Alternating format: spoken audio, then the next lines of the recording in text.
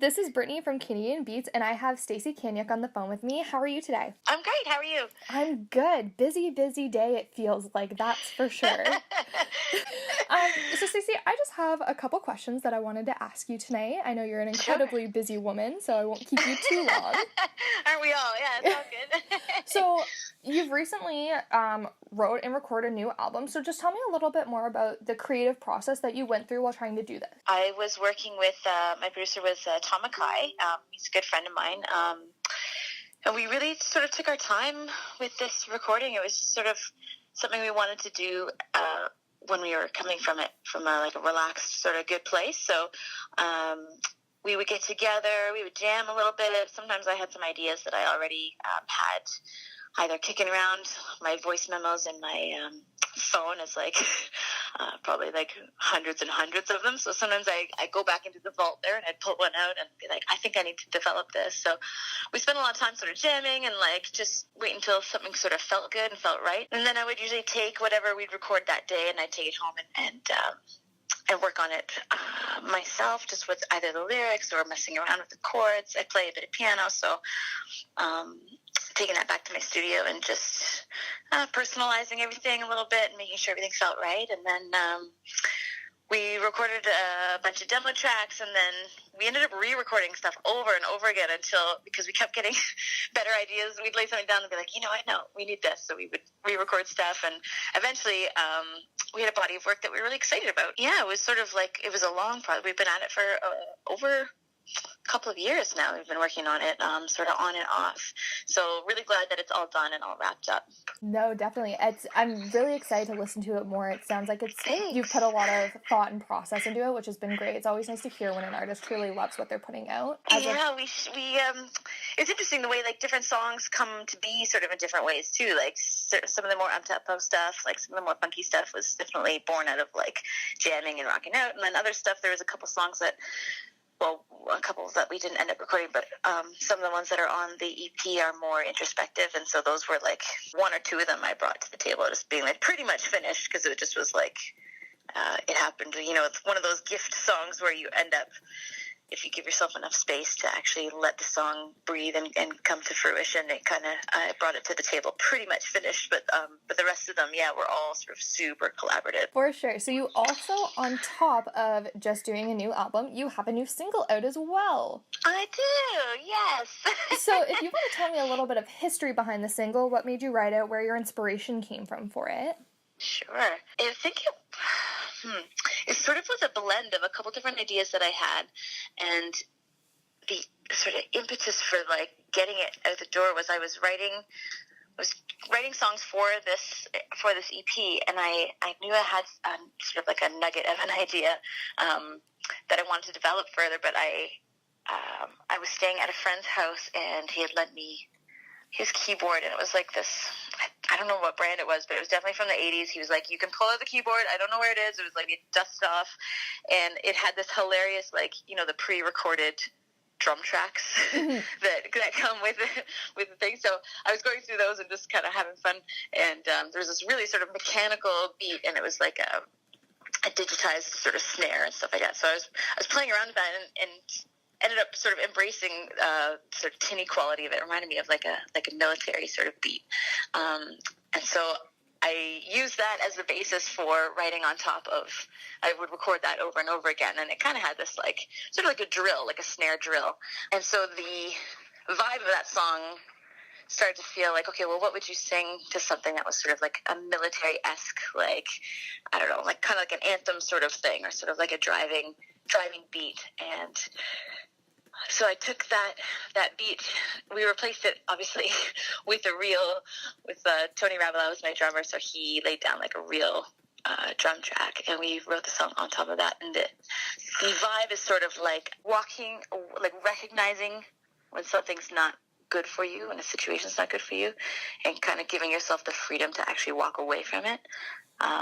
Sometimes you just end up, there's been in situations like this myself where you stay in sort of an ugly situation, and you're just, that becomes your new normal, and it's hard to recognize when it's not serving you anymore. So this song was sort of about the light that goes off and says, wait a second, I think the problem here is this, and I'm not taking that anymore. And so it's sort of like a freedom anthem kind of in that way. Yeah, for sure. I definitely think this is going to be like a 2018 anthem. I feel like 2018's been really the mantra of it's been get rid of all the bad juju, all the bad vibes. Right? Yes. I think it's a good single to put out to end the year off with. I guess soul cleansing. Yeah, definitely. With you now doing this new album and dropping your new single, I've noticed that you've started to move towards like the funkier pop genre. What made you want to make this transition? I've always loved like soul and Motown music. That's always spoken to me. Stuff I've always gravitated towards when I listen to music. I've also been I play a lot, or I should say sing a lot, of cover gigs, and I play in a lot of bands that do that sort of music, that's sort of either jazzy or like soulful or like kind of dance stuff. And so I think it was a natural progression from my last record to this one to kind of want to, thinking about playing them live and what moves me when I'm on stage. And it's like, I love it when you're playing a song, especially if it speaks to people, but like if you're playing a song and like people are moving and dancing to it, and it's like, they're kind of letting loose, and I just kind of wanted to have that vibe. So I was like, well, why not write stuff that I'm going to have a blast performing on stage? So that kind of, I think, it was sort of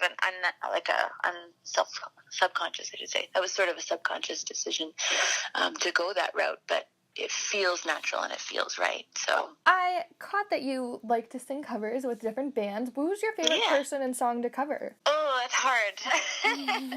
It's a tough question. Yeah, I gotta say it's probably Aretha Franklin, to be honest. She's just so much fun. Like there's nothing like singing like Respect, at the top of your lungs. No, for sure.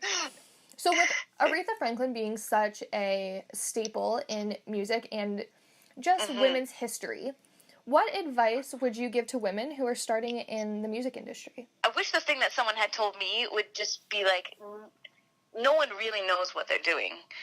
And there's just people, I think, who come across like they know what they're doing. And this is more from a business perspective, not necessarily like a musical education perspective. I think there's lots of people who know what they're playing and singing. But as far as like, booking gigs and getting shows and making records and like just going for it, I would say there's no reason to be shy and timid about it, because there's tons of opportunity out there, and it has to go to somebody. It might as well be you, So, say just don't feel like you have to play it small, just because that's the role that we've traditionally filled. I would say just go for it, because if the person out there who seems like they know exactly what they're doing and who's like killing it across the board with all kinds of, booking gigs and all that sort of stuff, a lot of them are just flying by the seat of their pants.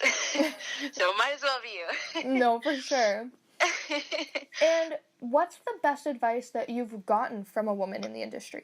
I recently attended a songwriting workshop with Shelley Peiken, and she wrote tons of like pop hits that, you wouldn't necessarily think weren't the artists who sang them. But she was talking about being tenacious and just like showing up every single day.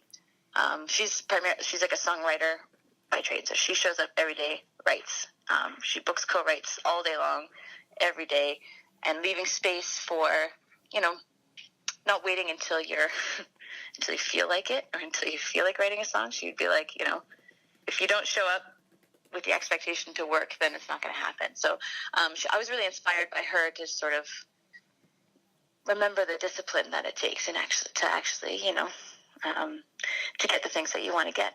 Because it's a tough business. So, there's always going to be someone out there who has a better hustle, so. No, of course. She was very inspiring, yeah. Well, I'm glad that she was so inspiring to you. I know that you're out here inspiring so many other women who are just starting out or who are excited to even try something new. And I know that's something that I really take to heart. Awesome. Yeah, that's great. Well, Stacey, I want to thank you for taking the time to jump on the phone with me and answer some of my hard-hitting questions. Thank you for having me. It's awesome. I'm glad that we were able to touch base, and hopefully we'll be able to see each other or talk soon. Yeah, that would be awesome. Yeah, for sure. Wonderful. When all the live shows are happening. Yes, of course. Perfect, okay. Stacey. Thanks so much. Bye-bye. Sounds good. Take care. Bye-bye.